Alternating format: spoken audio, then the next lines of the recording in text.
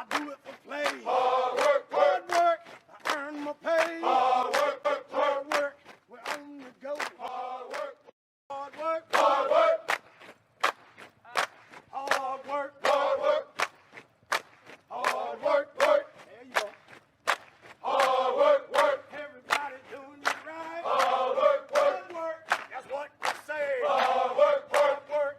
Earn my pay. Hard work, hard work. Do it every day. Hard work, work. Get up out of 2:45. Hard work, work. Ready to go and earn my pay. Hard work, work. Put my boots on and lace them up. Hard work, work. Another day to work. Hard work, hard work. That's what they say. Hard work, hard work. I earn my pay. Hard work, work.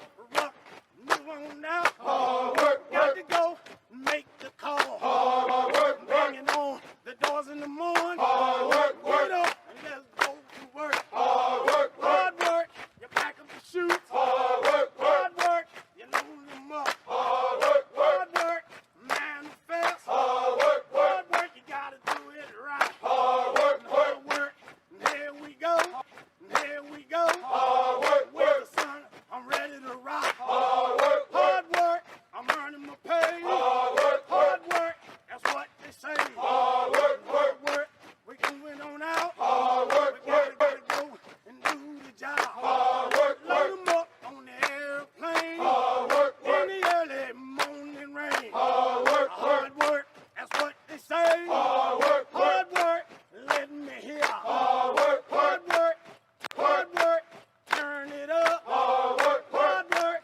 Fired up. Hard work, everybody on the plane. Hard work, work. Sit them on down. Hard work, hard work. The engines are on. Hard work, hard work. The mission is go. Hard work, hard work. That's what they say. Hard work, hard work. I do it for play. Hard work, hard work.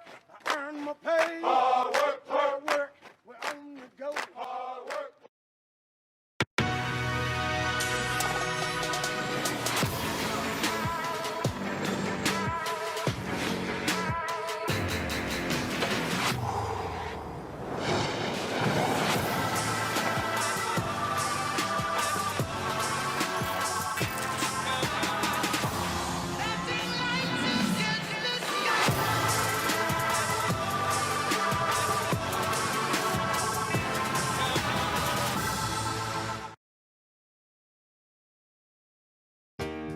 Military Occupational Specialty, Operating Room Specialist, an essential member of the Army Healthcare Team. The Operating Room Specialist, under the supervision of a registered nurse, prepares the operating room for surgical procedures, assists with the preparation of the patient for surgery, and assists the surgical team. As an operating room specialist, the Army will train you to transport patients to and from operating rooms, clean and prepare operating rooms and equipment before and after surgery, and assist in positioning, preparing, and draping the patient. You will also be trained to use sterile techniques to assist the surgeon. You will set up and maintain the integrity, safety, and efficiency of the sterile field, and assist the surgeon by retracting live tissue at the surgical site, passing sutures, and assembling special equipment for surgical procedures. After your specialty training is completed, you will be assigned to a regional medical center, combat support hospital, or a forward surgical team. As an operating room specialist, your duties may include preparing the patient by cleaning and performing the surgical prep, opening and passing sterile items to the surgical team members, and properly caring for routine surgical specimens and cultures. You may also work in Central Material Services or the Sterile Processing Department to receive, sort, inventory, clean, and examine medical and surgical items. Other duties may include loading and operating steam and chemical sterilizers, or issuing sterile surgical items to patient care units, clinics, and the operating room. Your duties may also include supporting your unit in humanitarian, peacekeeping, homeland security, and military operations. The training and experience you gain while serving in this specialty can help you earn academic credits towards a degree in surgical technology and many other healthcare degree programs. You may also be able to transition into the civilian sector as a surgical technologist, working in any of the trained surgical specialties such as orthopedic, obstetrics gynecology, or general surgery. Operating Room Specialist, a member of the Army Healthcare Team, conserving the fighting strength by bringing value and inspiring trust.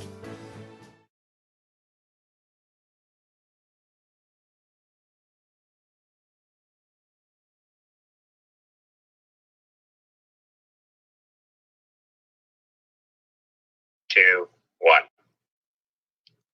Welcome, ladies and gentlemen, a brand new guest with us, all the way from Washington. Not Washington, but today, a very special guest.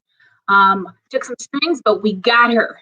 Her name is Lieutenant Colonel Melissa A. Grant, and she is a multiple title-holding doctor in the United States Army. Now, I apologize for messing up your title, ma'am. I'm going to give it a shot, but you are a gynecologist surgeon, an obstetricianist specialist. Saying it wrong, but I'll let you say it because I mean you say it all the time. It's tricky. Yeah. Oh. Yep. Yeah. But you're also the deputy commander for the surgical service at Madigan Army Medical Center. That in itself is huge. So welcome to the show, ma'am. How's your day going? Thank you. Thank you. It's been a full day, but a great day. So. Well, you just livened up my day. My Tuesdays when I get to talk to people and know what you do for a job and get a little bit more understanding and how you grew in your military career to see how successful and where you're going to go from here. It's like the highlight of my day. And I am so thankful to spend the next hour to talk to you and find out exactly what you do in the Army. Thank you. I'll join you. So I want to let all of our viewers know this is a live broadcast. We're also broadcasting on Facebook, Twitter, Instagram, and YouTube. So if you're on Facebook right now, drop down a comment and let us know if you have any questions for Dr. Grant. She'll be happy to talk about her military career, her ups or downs, how she got where she's at. Because if you hear this story that you're about to hear, it's interesting how things played out because she wanted to be a doctor when she was little, like every little girl, little boy, I'm going to be a doctor when I grow up. But believe it or not, that's not what she did at first in the military. So we're going to hear her story. For our new viewers, I want to let you guys know the reason why we are doing Soldier of the Hour is to highlight that we have over 150 different jobs in the Army. But it's a little bit of a twist. Each soldier has a unique story to tell about their career. Some good, some bad, some indifferent. But is their story, like Lieutenant Colonel Grant's. You can have two soldiers and the same MOS, which is the job, and gone to the same duty locations and have completely different stories because it's about them and what they've done with their career and how ambitious they are. So the purpose of these interviews is showcase the public, you the viewers, our military careers, the benefits, highlights what we've done in the career and how it sets us up for life in the Army and after the Army. So with that being stated, ma'am, can you tell us kind of like an overview of your time, starting and during, and then where you're end up today? Sure. So again, thank you so much, Sergeant First Class Anderson, for having me. I'm excited to be here. So my story started in Memphis, Tennessee. That's originally where I'm from. And I decided to go to Vanderbilt University for undergraduate school because, as you mentioned, I've always wanted to be a doctor from the time I was young.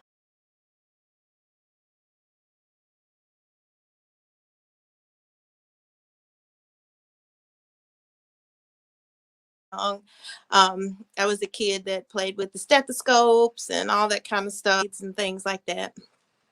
So when I went to Vanderbilt, I got some scholarship money, but not a ton. And my parents took out loans for me to go to school there.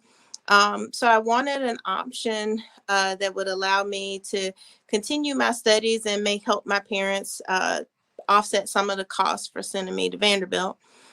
So I actually looked into the military, and I was working with a recruiter. And again, was originally planning to go to medical school. But as I was working with a recruiter, I got a phone call from one of the Gold Bar recruiters, which is the recruiters that work at the college. And little did I know that Vanderbilt had a ROTC program. So I had no prior experience with ROTC, but I was already considering the military. And the Gold Bar recruiter did an excellent job of telling me, hey, you can, stay in school, take this ROTC class as a part of your schoolwork. Get a similar training, learn about the military, learn about leadership, learn about becoming an officer.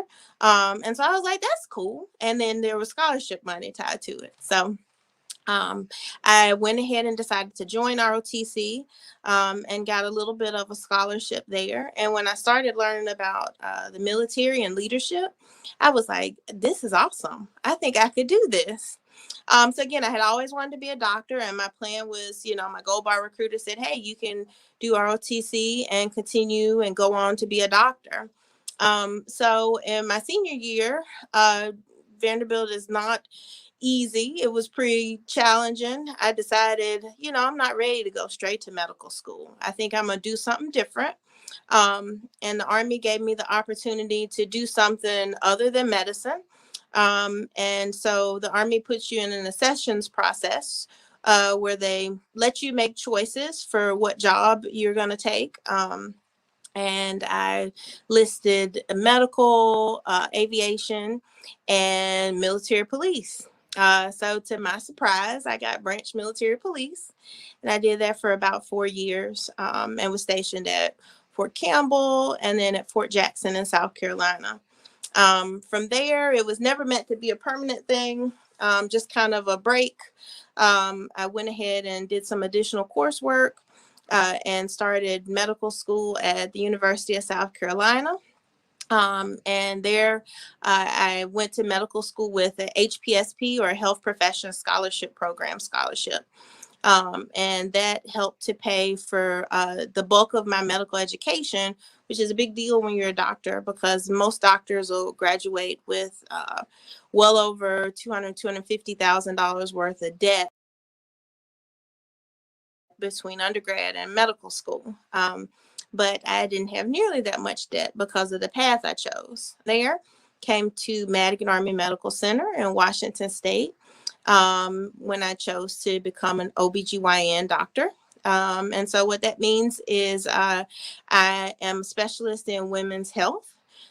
So with women making up more of the military population and serving in more jobs than ever before, combat jobs and things like that. I'm a women's health expert, and so I get asked questions about women's health and readiness. I do surgeries for women. I talk to women about contraception, do lots of surgeries ranging from tubal ligations to hysterectomies, and I also get to deliver babies. That's the obstetrics part of my job. And so, again, that's the type of doctor I am. And on the leadership track, I do less doctoring now and more administrative work. And as the deputy deputy commander for surgical services, and I've been doing that for about a little less than 3 weeks now. Oh, wow. That's a brand new title. Wow. Man, so you're just drinking from the fire hose right now and trying to know all your departments and the ins and outs. Holy cow. Bye. All right. Now, thank you for giving us an overview. And normally the reason why I do that is because some people might not have the full hour to hear your story. So we can give your story here in a snapshot and then really dig deep and actually understand a little bit more why this route fit better than the timing. So some, AR after actions reviews from some of our comments that it just works a lot better. Yeah. You knew at the very early stages. Oh, by the way, I just want to let our viewers know that if you don't know that the hospital that she works at is one of the largest military hospitals on the West Coast. Do you know how many departments that hospital holds or how many people it treats on an annual basis? Lots of departments, and I think about 110,000 beneficiaries. So, I mean, that's huge, you guys. And then for you to be a deputy commander for the surgical service, I mean, that's all surgical service, not just, you know, your department. Is that correct? Yep. So That's that, all the surgeries that we do, from general surgery to neurosurgery, again, orthopedics, all of those kinds of things. and how long have you been in, ma'am, if you don't mind me asking? So, medical, not for your MP stuff, medical. yeah, see, it's tricky because those kind of overlaps. I came on active duty in '99 to go to military police officer basic course, and I did that until about 2003. And then did medical school from 2003 until 2007, and then have been on active duty since then. So I am So 17 years for medical. So I'm, with all your bouncing around and not staying in the medical field, I'm just wowed that you are the head of the department, where I know people in the medical field on the civilian side that, you know, they have to spend 23, 30 to 40 years just to even get close to what you're doing. So that in itself, I mean, it shows success. It shows you're high speed. You know, you're very capable and qualified for your job, to not only be a craft in your job, but also taking a huge department on for, again, one of the largest medical hospitals on the West Coast for military. Phenomenal. Sorry, I just had to put that in. I was doing some research on the hospital. It's just so before I get into more information, I had a question. What is the difference between a level 1, level 2, and a level 3 trauma center? So trauma centers are all different in terms of the types of traumatic injuries they accept. So Madigan, and again, this is a part of my job that I'm just figuring out. Madigan counts as a level 2 trauma center, which means, so it means that we can take a certain, you know, type of trauma, like catastrophic traumas and things like that. So Madigan takes, when you get in a bad accident, it's one of those things where somebody on the scene has to assess, and I don't want to be super gross, but, you know, if you got a bad head injury, if, you know, your pelvis is fractured, things like that. So the levels basically allow us to know, okay, this is a trauma center that we get a person to, and there's certain surgical specialties that can provide additional care to that person. Like if you bust your head open, you got, you know, neurosurgeons and things like that who can do those types of things at that area, versus other trauma facilities where, you know, they can stabilize a patient but have to transfer pretty quickly. So level 2 is what we are here at Madigan. And again, I'm going to reiterate, you're the head of the surgical department, so you got to be, you know, knowing a lot of the cases come in, especially if they're that serious. And part of the reason why I like working at the hospital is that a lot of our jobs are all interconnected. So again, my piece is the surgeons that participate in the traumas. So that's our critical care surgical surgeons and things like that who are going to do the surgeries. But also part of our level 2 trauma designation means that we've got intensive care unit and things like that that are staffed with special intensive care nurses and things like that. It also is a nod to our blood bank, who has responsibility for maintaining a certain amount of blood products and things like that. So there are lots of things that are both inside my lane and outside my lane that have to do with trauma. Okay, and that brings up another question real quick before I get back on your story. How within the hospital, your hospital, how much of the staff is civilian based and how much of it is filled with enlisted and officer base?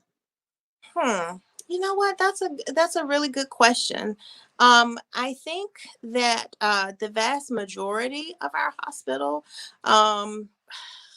maybe. Well, I don't need specific numbers. I'm just curious. Is it more military working people, or is it 50-50 between civilian doctors helping, helping versus? I'd say that was one of the questions. split, and it kind of varies depending on the department. So for instance, for the Department of OBGYN, in terms of the physicians, there are 12 active duty physicians, and then there are 4 civilian physicians. And we assign those things based on, kind of what the Army gives us from our Manning documents. So if you're a department that has only like 1 or 2 military, then maybe the hospital commander says, yeah, we need more, civilian doctors to round this out because we only get 2 from active duty. So it just kind of depends what area of the hospital you work in terms of the balance. Interesting. That is and that's a good question that we had earlier. So, I mean, to me, I guess you would think a military hospital would be staffed with nothing but military personnel, but I know that's not the case for being in the service. So, whoever had that comment earlier on this week, there you go. So if you're going to be a civilian doctor, come on in. And again, that applies, because I'll talk about, all things medical. So, our nurses, again, a lot of our nursing positions are civilians with a few kind of military. So it depends on not only your department, but also whether you're, a physician or a nurse or, what area you're in. Gotcha. Thank you. So I want to go back to the beginning. You said that you took out some student loans, your family did, to help pay for your dream. So when you picked out your college, obviously you picked it for the reputation it had, and you got some scholarships, but you didn't get enough. At that point in time, were you thinking about giving up or doing something else? What kept the dream alive? I think, again, once I got to Vanderbilt, I enjoyed the school. I had a group of friends, so I knew I wanted to stay there. And again, I would say I was blessed to have parents that believed in me becoming a physician and were willing to support me kind of no matter what. But it was just something inside me that felt, especially, because as I applied to colleges, I had other options that may have paid for a larger proportion of, my tuition. So I could have gone other places, but I chose to go to Vanderbilt. So I felt an obligation to my folks to say, okay, well, let's see if there's any part of this that I can help offset for them, because they're willing to invest in me. So I should be willing to invest in myself too. Okay. Now, at that time, were you just focused on being a doctor, or did you also kind of look into military, saying, maybe someday once I'm certified, credentialed, I'll, serve my piece as a soldier and do it that way versus interlocking through ROTC? Mm-hmm. I think I started to think about that as I talked to the Gold Bar recruiter. I have an uncle who was in the Air Force, who retired. So I didn't have a lot of military members in my family. So I don't think I had ever really considered like a career in the military as a doctor. But the more I heard about it, I liked the way it sounded, because I did want an opportunity to give back, to be able to serve soldiers, to be able to give of my time and expertise to my country. Again, I did dabbled in athletics. I don't think I was good enough in anything in high school. So I like the thought that, hey, the Army's going to, pay me to, stay in shape and do all this cool Army stuff. ROTC was fun. We got to like rappel and, go run through the woods and do all this other kind of stuff that I was like, hey, this isn't so bad. And I get to be a doctor and help people out, Mm-hmm. So, but I don't think I realized that until college, until ROTC. How was the balance between your duties as a cadet and then doing your course load for your medical student? It was a entirely fair balance. So the majority of my time in college was spent doing coursework outside of ROTC. ROTC, if anything, was kind of a welcome addition, because like I said, as I went to college and you know, maybe not for you, but for me, you gain like the freshman 10 or 15 or whatever, because you're not working out. So once I did ROTC, I had a lot more purpose. I, you know, learned how to get up and be at PT in the morning. And it was just, it was kind of a welcome change. Okay. Now you got your scholarship on your second year, so they paid for your last 3 years of college for your degree. Did the ROTC scholarship at that time pay for anything else for your medical courses, prerequisites? Nope, and it didn't pay for the entire tuition. So there was still some that my parents continued to pay, but it was just for tuition. Okay. And then you mentioned when you were talking a little bit about, you know, going through, you needed a break. What was that break entail? Like, were you just, you know, I'm done with medical, it's too much for right now, and I just want a different pace?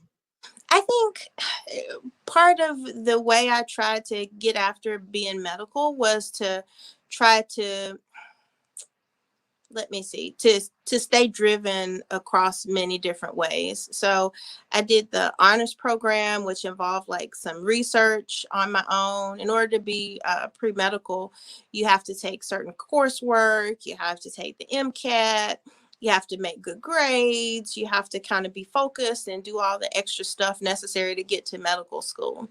So in addition to doing that and being in the honors program, I think that I just was excited by the opportunity to do something a little different. And something that the Army has kind of allowed me to do a couple of different ways, because even as I finished my training in obstetrics and gynecology, the Army was like, okay, well, you can go be a brigade surgeon for the 17th Fires Brigade, you know, field artillery unit. And so it's nice to be able to have different options. So if I were a civilian OBGYN, I'd just take care of pregnant ladies and do GYN and obstetrics all day, every day, for most of them. But the nice thing about being in the Army is I get to do some different things and go out and be in a unit and take care of and manage medical care that's not necessarily just obstetrics and gynecology, but medical care for an entire unit of soldiers. So I like that variety. So speaking of variety and what you're talking about, your specialty, this is a question that we had earlier on this week. Last week when we were promoting your video, getting everybody excited to come talk to you. They wanted to know, when I say they, it's just a pile of questions. I didn't take down their names. The person who wrote this, they said, what made you go into this type of medical? Why not just be a standard doctor? Why a specialty? What drew you to this job field, and what keeps you passionate continuing to do it? So the nice thing is I decided on obstetrics and gynecology. Let me see. So I knew I was going to go into the military and be a doctor of some type. And the way the military works is you get to try out a bunch of different specialties to see what is most interesting to you.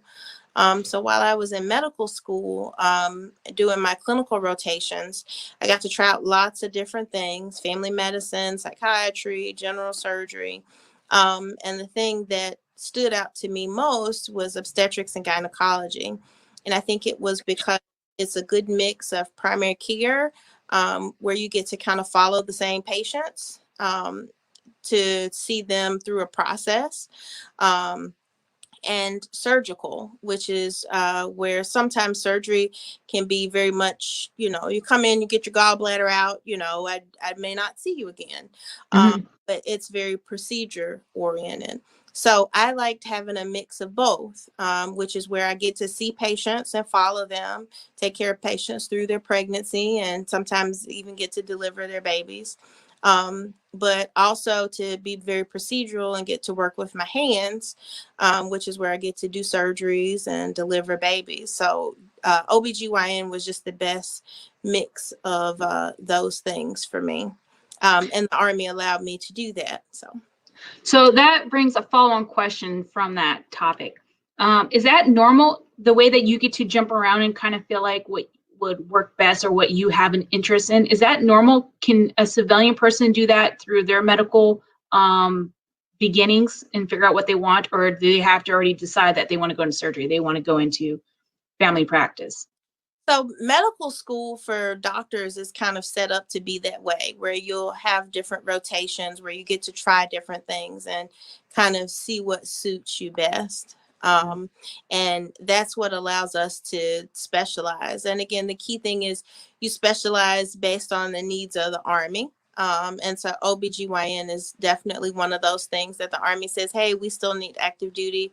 OBGYNs are gynecologic surgeons and obstetricians. So it was just one on a list of things that the Army needs. Now, other areas, it may be more challenging, again, outside of medical school.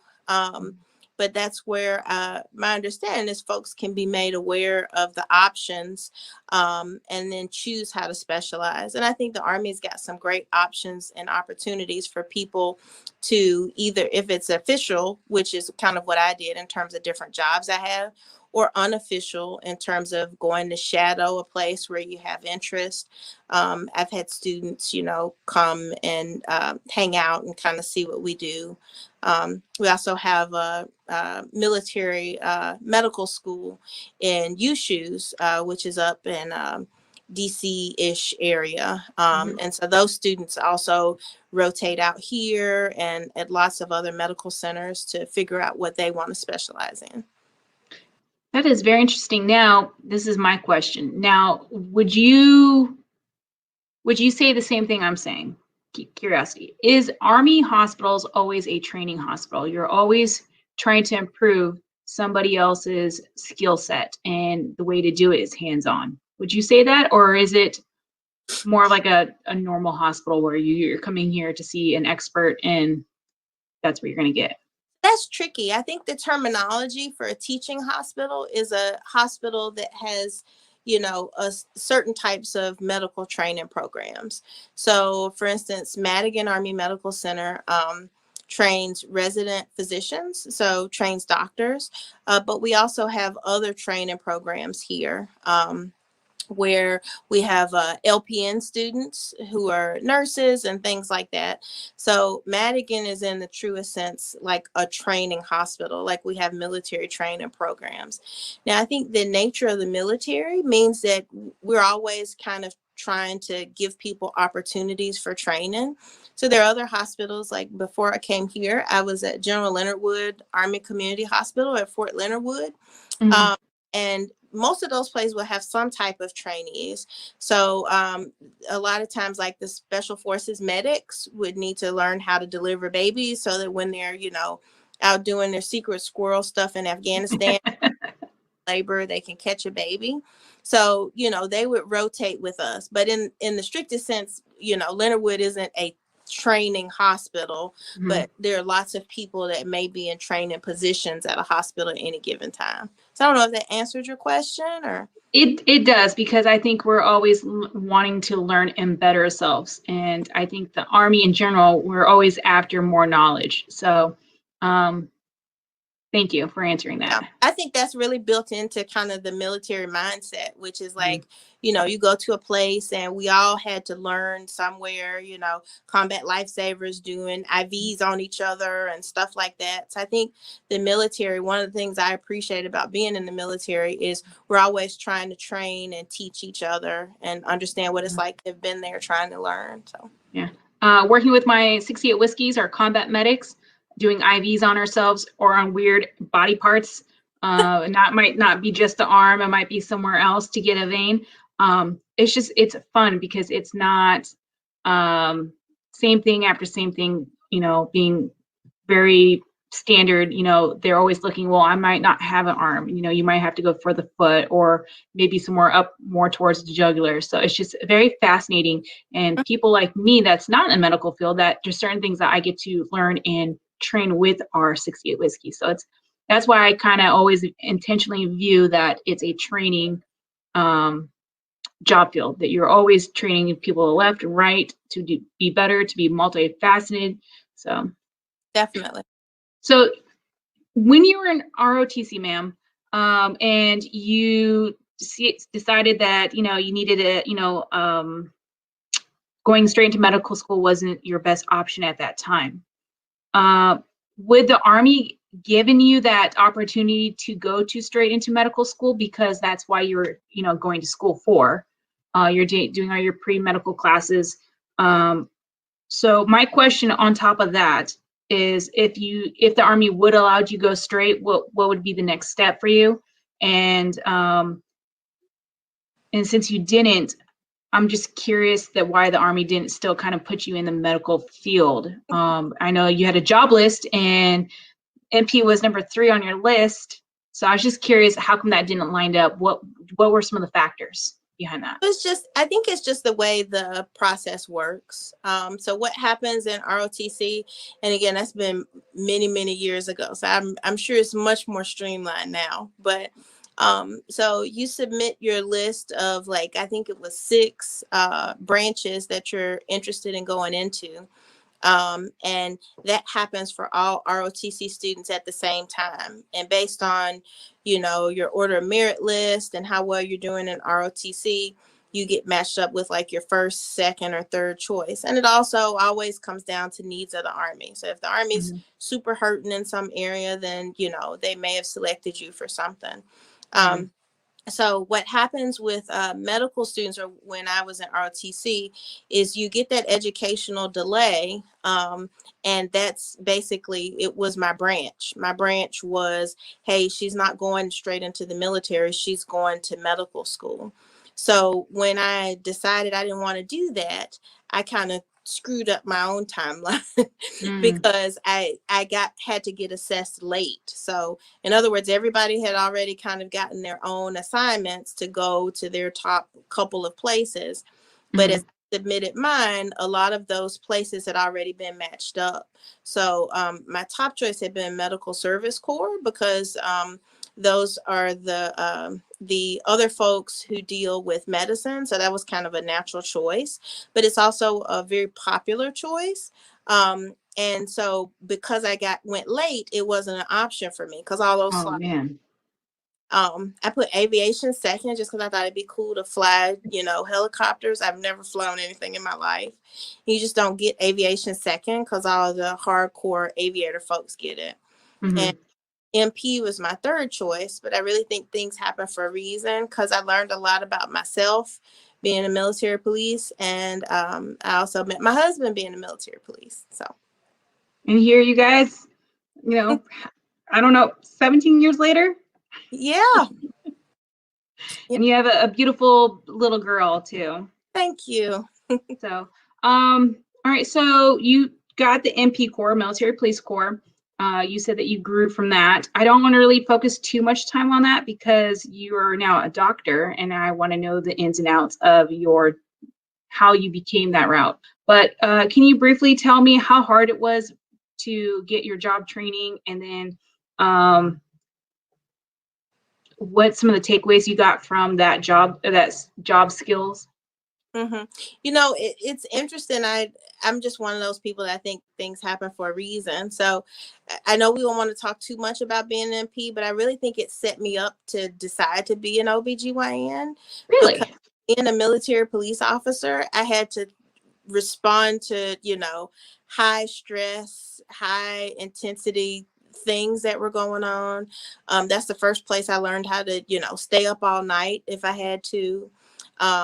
So there's lots of me learning to be cool under pressure, and handle emergencies that I think ended up translating into, okay, well, when the baby's heart rate is down and I have to rush back for an emergency C-section, I know how to be, cool, calm, and collective, because I had to practice some of that when I was a lieutenant, when I was a military police officer.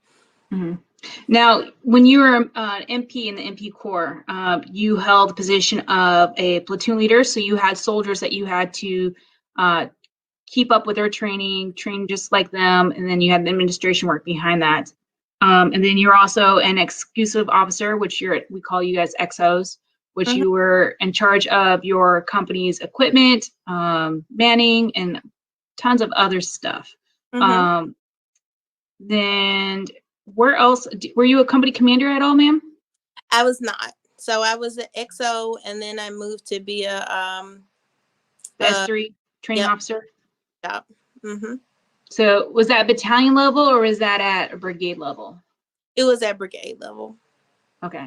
So, I mean, that's quite a big load for the S3 officer. So I just myself left from 3rd Brigade 10th Mountain, and I see those men and women up there working their butts off, Mm-hmm. long hours, long Yep. hours. So you went to Fort Campbell, you went to Fort Jackson. How do you like moving around so much? Did you think, or did you thought that the Army would move you so much or so little? We've really been kind of blessed. Most places I've been about 3 or 4 years. So I think that's pretty good. Most of the times that I've moved, I've tried to kind of think about the job I wanted and the location I wanted to be in. And the Army's been pretty reasonable about working with me for those kinds of things. I went to Fort Jackson because I knew they had a medical school nearby. So that worked out. And then after that, my choices were kind of based on where I needed to do my medical training.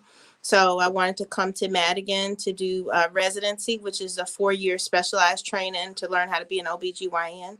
And so I selected that, and they selected me, and I moved up to Washington. And I also chose to go back to Fort Leonard Wood because it was closer to home, and then to come back here. So You've been very, very busy moving around. So how does that affect military life? But before I go into that question a little bit more deeper, and before I go to my other questions that are populating over here, can you talk about, no, that's great. Can you talk about what made your decision to go back into medical after spending 4 years within the military police corps? And then can you talk about what the HPS program is? Mm-hmm. So my decision to go back into medicine was I was always going to get back into it. It was just a matter of when. And so it was a combination of, my family saying, hey, you've done this MP thing and, gotten that out of your system and, went and lived in the woods and, shot cool, weapons. It's time for you to get back to, doing your medical thing. And so I always knew I would go back. It was just, it fell into place in terms of the length of time that my scores in terms of my grades for my transcript and my MCAT scores were still good to allow me to go to medical school. So those things don't last forever. So Oh no, I did not know that. That's great. it varies. Again, back when I was around, it was like right at about 4 or 5 years that the scores would be good for. So you do all this preparatory work, take certain courses in undergrad, and then they want to see that, you have that capacity when it's time for you to go to medical school. So you can't take too much time off. Do you feel like, go ahead. yeah, I was gonna say, do you feel like we're behind the ball because you had a 4-year break and doing another specialty? Because ladies and gentlemen, if you guys don't know, law enforcement officers, it doesn't matter if you're an officer or enlistment, it is a stressful job, and in the military, you have your own set of laws. Not only do you have the federal laws you have to make sure we're abiding by, but your local state. Mm-hmm. So you're turning your mindset from medical to a whole different avenue. So for you to try to pick up your medical stuff, do you feel like you were behind the ball on that? A little bit. It took some getting used to. I tried to audit some classes while I was on active duty just so I could keep my scientific brain going. But I think because it was something that I had always enjoyed, it wasn't too difficult to get back into it when it was time to go back. Again, I may have been, I really think things happen for a reason. So in some ways, I may have been slightly behind other people who came straight in, but I also had life experience that none of them had. True. So it came time to know how to focus and to, not be out partying and doing all that crazy stuff. I had that part figured out. Okay, so I'm going to jump around just because I want to get some of these questions answered that we had earlier on. And then for my viewers that are watching live, drop down your comments, ladies and gentlemen, ask your questions. You know, if you're going to be pre-med, you know, if you're already in the medical field and maybe looking into become an officer enlisted, this is your time to get it straight from the source. Ask your questions, okay? You're not going to get a chance like this. It doesn't matter if you're in California or in Washington or if you're somewhere else, ask your questions. And again, once this broadcast ended, and if you still have a question, we'll make sure that if we can't answer them, I will send an email if that's okay with Lieutenant Colonel Grant and get her opinion on the question. But so this is from earlier on in our week. They ask, what are some of the misconceptions of your specialty, of your job specialty? So a lot of people think all I do is deliver babies. And I do a lot more. We do a lot more than deliver babies. Now, depending on where you're stationed, there are definitely some OBGYNs who are obstetrics heavy. But there is, and I think there should be a balance, because for every lady whose baby I deliver, I've also, got to take care of her when she's not pregnant. So that includes things doing like well woman exams, pap smears, talking to women about their reproductive health, talking about birth control, because not everybody wants to be pregnant right now. So helping women do family planning, lots of things. So again, that's why I said a lot of what I do is women's health care, and that includes full spectrum from, preventing getting pregnant, to, getting women into a position where they can get pregnant, and then taking care of them when they're pregnant. The other thing we do is take care of women when they're done being pregnant, because some ladies' uteruses cause them problems, and we help them sort that stuff out too. So full spectrum women's health care is what I say I do. Now that brings up, I don't know, it just populated my mind. So you do before, during, and after. But what happened? Does the Army support spouses that are trying to get pregnant, or service members that are trying and they can't do it on their own? They need, I think it's called in vitro. Is that the correct terminology? That's a tricky question, but yes. So the military does have reproductive endocrinology and infertility, which we shorten to REI, and provides care for active duty and spouses who are having trouble getting pregnant. Now, the types of procedures and support that's available kind of varies depending on where you're stationed. But here at Madigan, we do have a REI department, and they do IVF and other types of assisted reproductive technology. So that ranges from, IVF, which is getting the egg and the sperm together and then putting them in the right spot, to just helping people to get pregnant using medications that may help a woman to ovulate if she's not ovulating regularly, and some other mechanisms. So we consider all that assisted reproductive technology, and we definitely support that. That is great, because I know a couple of people that are trying to get pregnant and they just can't do it. So for the Army to help our servicemen and women to create that family while they're in, and supporting them to do that is just phenomenal. Yeah. So how difficult was it for you to switch your job from the MP Corps back into medical? Not too hard at all. So again, and you asked me earlier about the HPSP scholarship. It's a good time to just mention that. So the Health Profession Scholarship Program takes folks who are interested in getting a medical degree, and who meet certain prerequisite requirements like GPA and things like that. And I was able to get accepted to a medical school. So with my acceptance letter and meeting the prerequisites, the military paid for me to go to medical school. So comparing undergrad, where I got, a little bit of scholarship money, but still had to take out some student loans, the HPSP program paid for a majority of medical school.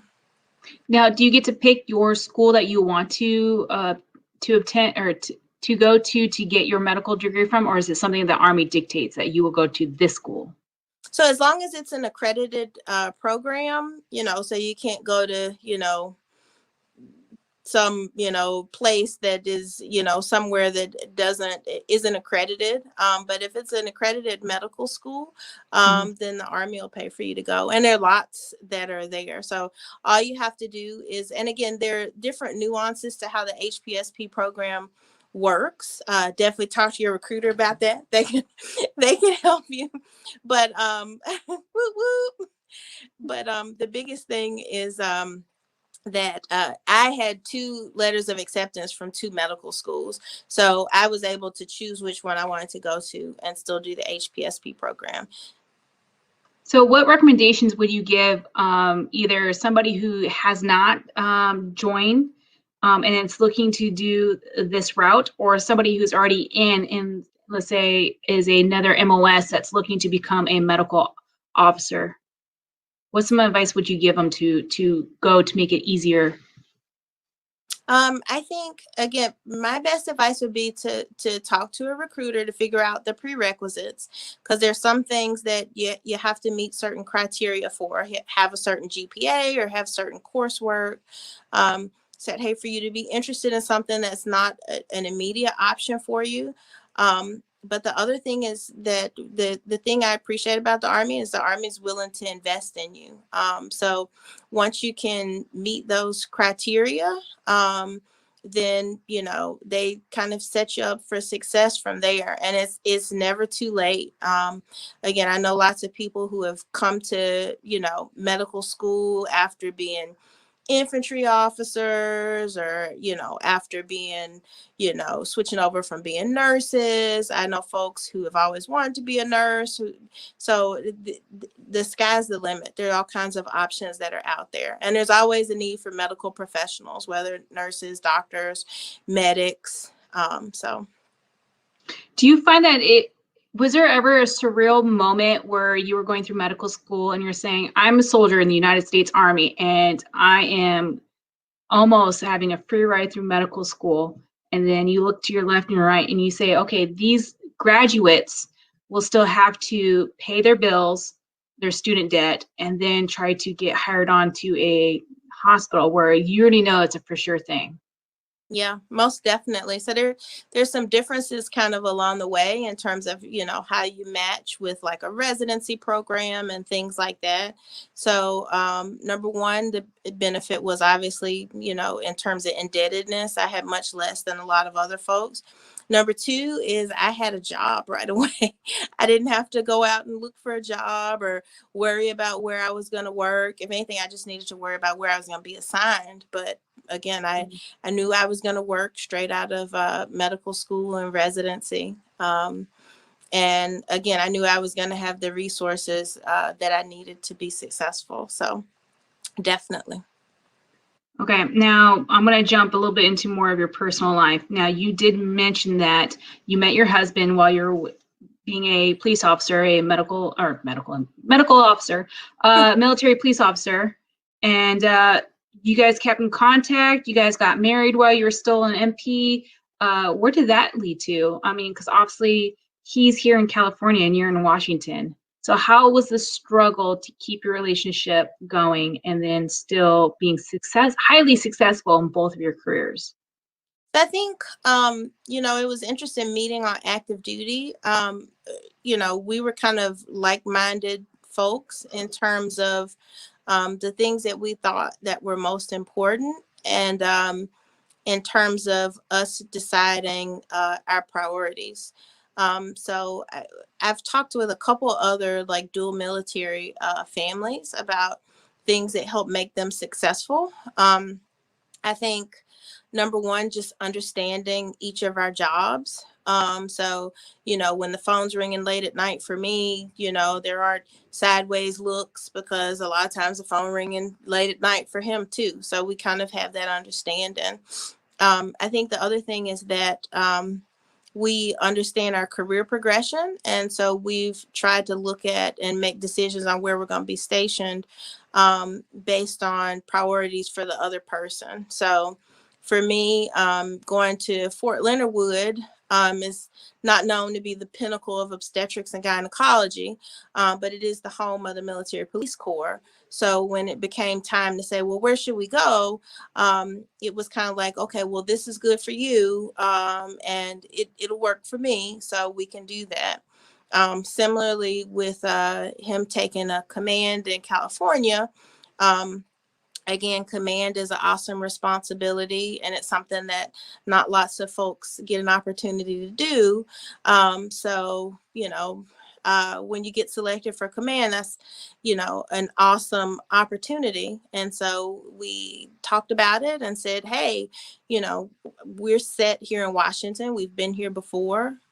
We've got good support in the area, and command is an awesome opportunity. So, let's support you in doing that and jump on that and go from there. And we've been separated a couple of times before, but this will be the longest time for 2 years. But again, I think it helps just being friends and being honest with each other and talking when you can, and it works. Now, I have to say that your parents were both teachers growing up, and then you yourself is a doctor. And then you're also the deputy commander for the surgical service location. So you're constantly evaluating job training, so that in its sense, it's a teacher, plus you have other people below you that are learning behind you.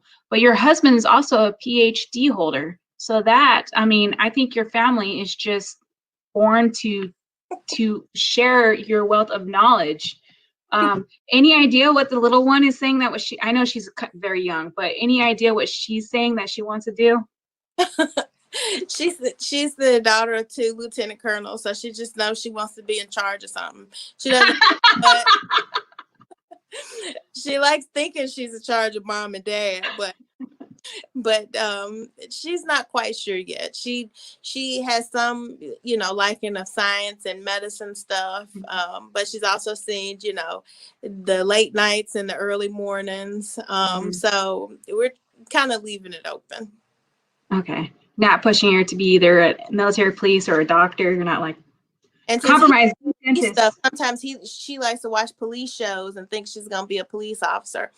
I don't know about that one. We'll see. But so no, that's great that you guys realize that each of you guys have your own careers and that you have different glide paths that you have to achieve to continue your career. You just can't stay stagnant in the officer corps in the military and expect to be still in after 20 years. It doesn't happen with the officer corps. You have to continue to achieve that next tier to not only grow in rank, but stay in for your time frame that you as much as the Army will allow you. So that's great that you have a working relationship between you and your partner and allow it to still be successful in the military and have that relationship. It's phenomenal. So you took a 2-year assignment as the brigade surgeon. How for the 17th Fire Brigade? How's that different experience working for them than working in a hospital, or were you working in a hospital during that time? I was dabbling in both. Most of my time was spent at the brigade, and that job is like the lead medical advisor for the brigade commander. So the best way to describe that difference is, in my day-to-day, I mostly deal with women and women's health care, and being the chief medical advisor for Fires Brigade, which is a lot of field artillery and stuff like that. Most of the members of that brigade were male, and also, some female support MOSs and things like that.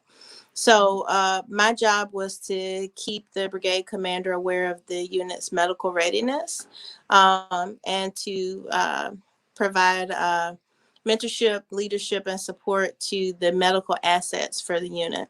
So that's the battalion surgeons. We had a number of PAs and things like that in our unit.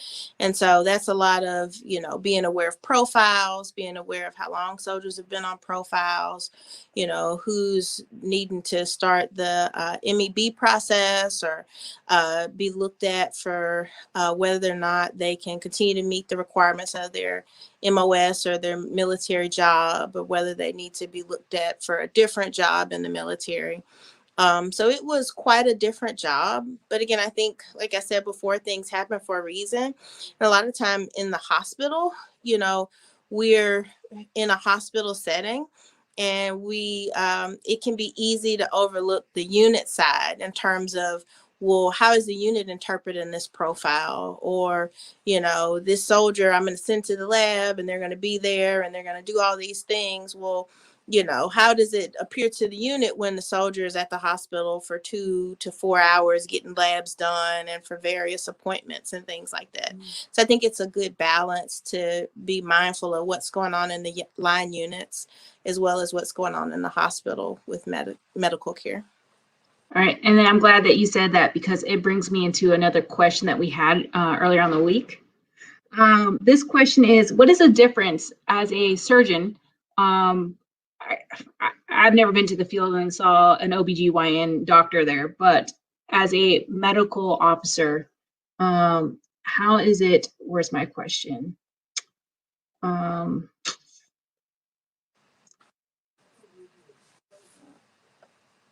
is it different between working in a hospital, working in a cache, working in the field, and then a deployment? How does your job change from each location? So the best example I have is my day-to-day job is mostly, you know, being in a clinic, so seeing patients based on a time frame, working on labor and delivery, where I take care of whatever patient comes through the door, and then doing surgeries in an operating room, which is, you know, a hospital just like any other hospital.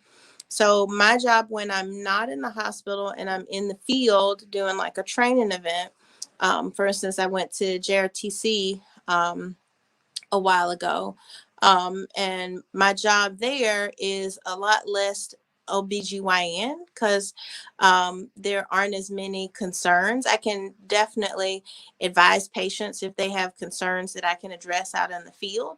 But because we're in an austere environment, a lot of it is more focused on, again, depending on the role, I can provide advice on, you know, if you roll your ankle, you got a bug bite that's infected. So those types of things when we're out in a field in a training environment.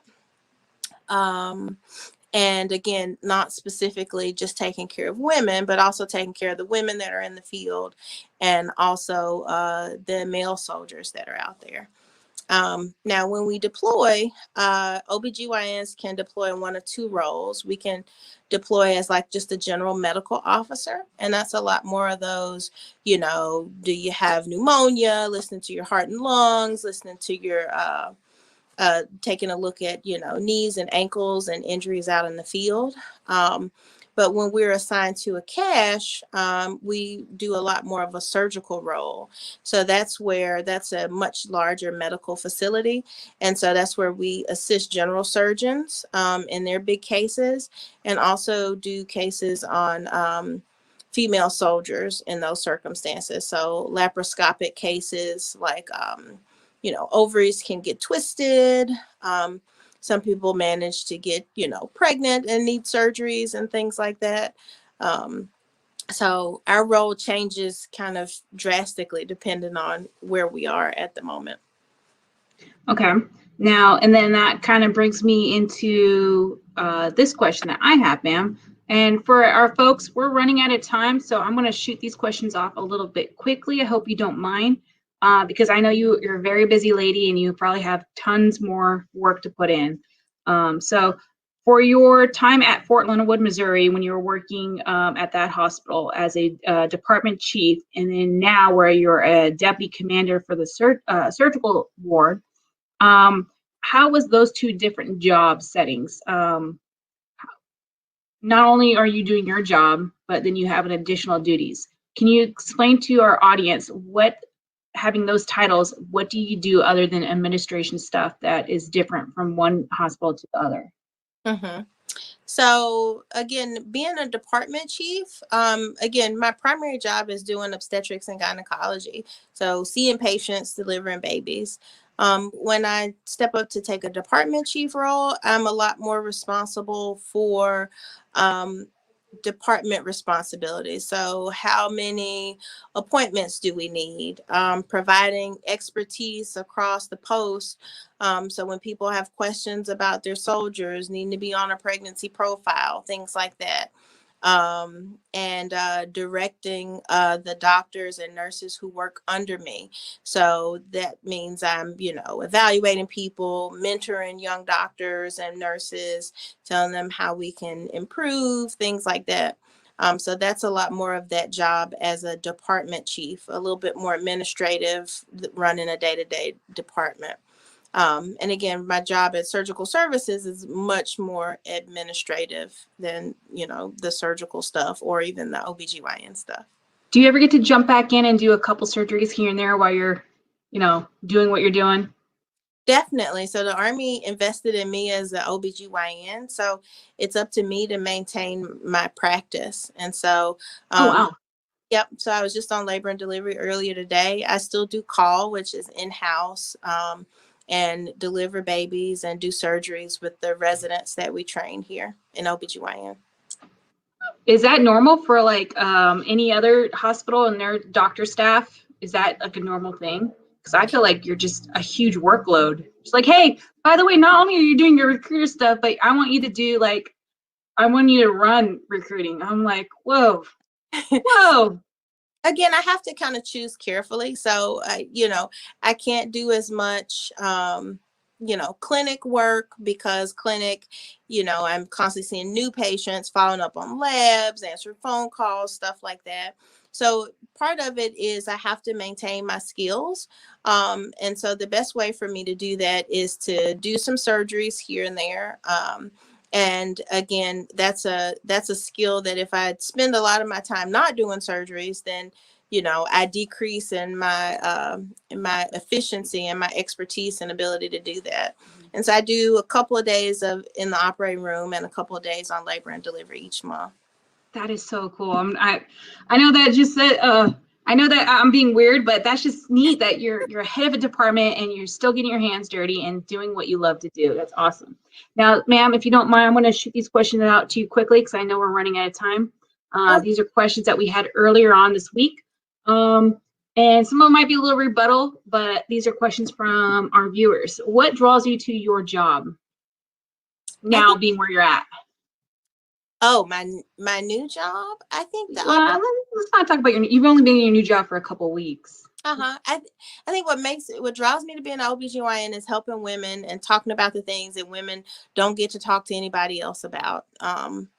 And I think what drew me to this job as the deputy commander for surgical services is the opportunity, the opportunity for growth, the opportunity to learn more about surgical services, and the leadership opportunity. And we've got some great department chiefs in our area, and so I look forward to working with them. I think when you've been in the Army for a little while, you're looking for the next challenge and figuring out how you can help some other way. So just eager to help and get things. Now, ma'am, so your position is not like, oh, somebody just pulled your name out of the hat. You had to it's a board. You had to get evaluated and somebody had to select you. A panel had to select you.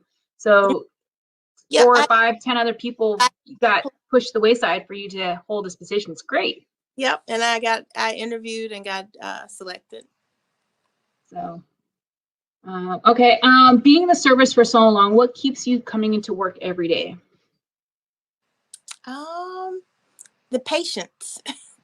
I think, again, my parents in terms of teaching, I've always had a strong sense of service and taking care of other folks. I like to serve and help take care of, I like being a good wife and a good mom, but I think patients need our care. And so I like getting to take care of them, whether that's, me delivering their baby or me going to the meeting to make sure we got enough, logistical support to provide care to them. And that's what motivates me when I get to walk through the hospital and talk to people and, they say, oh, you delivered my baby or you did my surgery. I think that's what keeps me going and coming back. Awesome. All right. Now be honest on this one, ma'am. How much family time does this job allow you to have? So I'm still figuring it out. um, I'd like to carve out a little more family time, but I'm kind of an early riser. So again, most days I get to go home around 5:30, and I'll usually come in fairly early in the morning to get things done. But there's enough flexibility that if there's something important at school, I can take my daughter in or go to her events. So again, I not as much as I would like, but I'm working on that, and I don't think it's ridiculous. I had a lot less family time when I was a resident. So for our viewers, I just wanted to let you guys know that, okay, you think a doctor is a hectic, busy schedule, but on top of her being a doctor, she's a wife, she's a mother, okay? She has a little one running around. She has a husband that's out of state, and she's running an entire department, not just her niche in the hospital. Now, on top of all that, she's still wearing a uniform. So what does that mean? She still has to qualify on her weapon, her assigned weapon. She still has to do a Army physical fitness test, and then anything else that the Army deems that we have to stay up. So there's online training, there's her medical training, there's soldiering tasks that an officer still has to do within the organization. So if one word comes to mind, I would say Wonder Woman comes to mind for everything that you do. It's just a lot to be on your plate. So I think it's phenomenal that we have people like you that want to step up and, I guess, continuing the role, showing it that we can still do it, and you're successful doing it by the positions that you're holding. My last question for you, man. Actually, I think I have two more questions, and I'll let you go because I know we're trying to get that family time. Is what's the next step after this? Where are you trying to go, or what are you trying to hold that would be the next career ladder step for you to take? That's an interesting question. So my look for the next rank for 06 will be coming up next year. So I'd like to maybe earn a promotion. And in terms of the next position for me, that's a tricky question. Again, at this level, there are maybe one or two other jobs, and I've usually been able to flip from kind of clinical to more like operational. And the problem is with this job and with my last job, I've done less obstetrics and gynecology. So if I had to pick, I'd probably want to do something where I could get back in the clinic a little bit more often and have a little bit more dedicated time to obstetrics and gynecology. But the other thing is I can consider, part of the nice thing about staying in the Army is I could consider retiring in 23. So there are not lots of my friends that aren't in the military that can consider talking about retiring at my age. I'm still fairly young, not super, but so those are things that I consider. Again, my daughter's pretty young, so I'd like to be able to spend time with her. But you never know. The Army has a funny way of offering you things when you least expect it. So yeah. No, that's great. Do you see yourself, once you're out of the uniform, still practicing medicine on a civilian clinic? Or are you just going to be hanging up and I'm a mom, I've done way too much and it's time to put my feet up on a beach? And I laugh because I joke with my husband, I'm going to open a cupcake shop and just make cupcakes for a living. But I think I'm probably, again, I love obstetrics and gynecology. So I kid, but I think I'm going to always do some sort of medicine and practice in OBGYN. Now, whether that's just outpatient or just doing surgeries or just a couple of days a week, I'll still probably be doing this in some form or fashion. I have the perfect title or name for your business, Dr. Sweets. Ah, very much. I will be sure that the mister hear a bright idea, and you're welcome to come and join me in my business. I'll be a silent partner. I'll help you get everything started, and then I'll just eat all of my yumminess. So no, that's great. So this is the ending for everybody. I want to thank our viewers for watching and spending an hour and 10 minutes with Lieutenant Colonel Grant. Again, she had an incredible lineage of, she was dedicated. She knew what she wanted. She had a unique way about of getting to her end goal. She's still a doctor. She's a doctor in the United States Army. And then she also had a unique experience that, a lot of people might not get an opportunity. So if you guys are catching this at the end, I encourage you to rewind this and listen from the beginning, because it's a phenomenal career path that she's gone. And I know we didn't really talk about the MP Corps too much because it's so fascinating and so diverse to be a medical doctor. And we don't get to hear a lot of the, I say, struggles, because it's very demanding work to be in the position to have the title that you're holding. So rewatch this and learn, people, learn. If you have a question for Lieutenant Colonel Grant, please put it down. Do you prefer Lieutenant Colonel Grant or Dr. Grant? Both of them are me, so it doesn't. And her prestigious career path, and she's only going to go up from here, so keep an eye on her. Ma'am, I'm going to give you the floor. Would you like to talk about anything? Would you like to give any shout outs? Would you like to offer any advice to our viewers? The floor is yours. Let me see. I will give a shout out to my better half, the other Lieutenant Colonel Grant. He is awesome. I definitely couldn't have made it along this path without his support. He is fantastic, and my best friend. And again, I think that's kind of the key to successful marriage, is just marrying your best friend and staying in touch with each other throughout it. So I appreciate his support. I definitely couldn't do what I do without my mom. My mom lives with me to help take care of my daughter. Hi, Mom. Yes, she goes by Grammy, so she likes shout outs too. So special thanks to Grammy. She's the reason I can stay on, StreamYard until 5:30 and know that the little one is taken care of. Yeah, no, it's fine. She knows what I do, and she's and supportive, so it's all good. And again, other than that, the only words I would tell folks is again, any profession and any career and anybody you work for, it's always going to have ups and downs.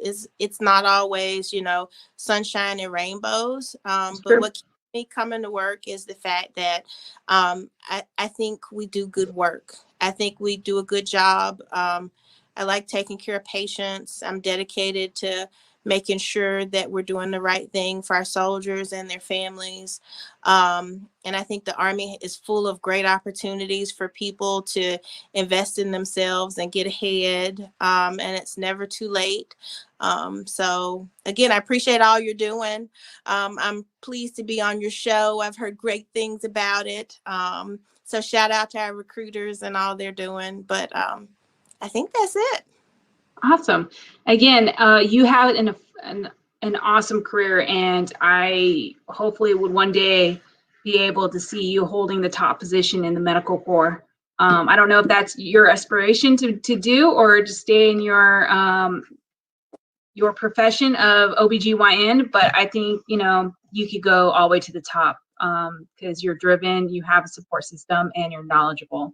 For everybody else that is watching, you know how I end it. I end it as, if you're looking into the Army or you're in the Army and you're just starting out, as long as you're in the right place, the right time, and the right uniform, those are the three qualities. I know I'm holding up four fingers, but those are the right qualities to start off any military career. Doesn't matter if you're an officer or enlisted. Right time, right place, right uniform, and you're going to set yourself up every day for success.